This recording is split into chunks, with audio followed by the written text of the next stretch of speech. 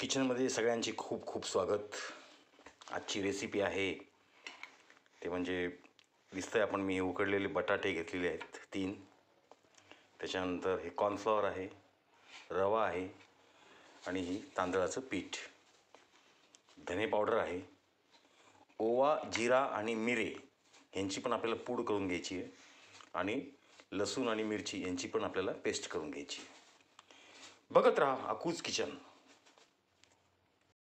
Friends, बघताय आपण सगळं एकत्र करून घेतलं आहे. बटाटे स्मॅश केलेत. हा रवा पण ह्याच्यात मी ॲड करून घेतो आणि ह्याला चांगला आता मिक्स करून घेतो. बघत राहा अकूज किचन.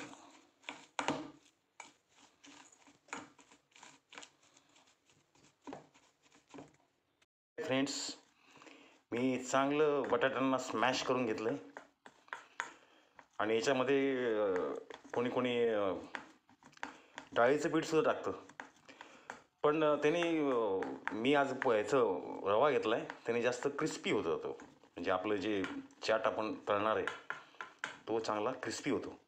आता बघा या ताटात मी तेल घेतलं आहे. आपल्याला हे सर्व जे बॅटन आहे ते आता या ताटामध्ये व्यवस्थित सेट करून घ्यायचं आहे.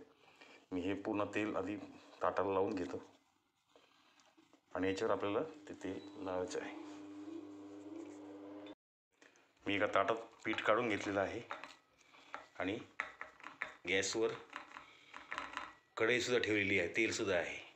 आता आपण याचे छोटे छोटे चाट करून घेऊया. असे गोल गोल करूया. थोडं हाताला तेल लावून घेऊ म्हणजे चिकटणार नाही.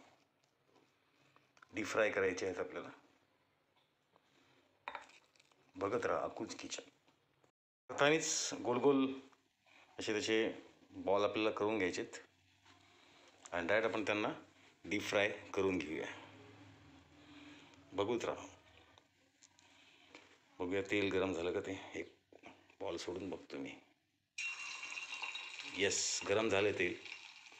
आपण आता तळून घेऊया सगळं. बघत राहा अकूज किचन. फ्रेंड्स, बघताय फायनली आपले potato chaat ready to eat. खूप छान रेसिपी आहे. घरातल्या लहान मुलांपासून मोठ्यांपर्यंत सगळ्यांना आवडतं. चहासोबत नाहीतर मग टोमॅटो सॉससोबत तुम्ही याला खाऊ शकता. खूप सोपी आणि पटकन होणारी रेसिपी आहे. नक्की करून बघा, नाही तर सरळ माझ्या घरी या, आपण मिळून आस्वाद घेऊया. नक्की या, मी आपली वाट पाहतोय. खूप खूप धन्यवाद आणि मनपूर्वक आभार. बघत राहा अकूज किचन. थँक्यू. हातानेच गोल गोल असे त्याचे बॉल आपल्याला करून घ्यायचेत आणि डायरेक्ट आपण त्यांना डीप फ्राय करून घेऊया. बघूत राहा. बघूया तेल गरम झालं का ते. एक बॉल सोडून बघतो मी. येस, गरम झालं तेल. आपण आता तळून घेऊया सगळं. बघत राहा अकूज किचन. फ्रेंड्स, बघताय फायनली आपले potato chaat ready to eat.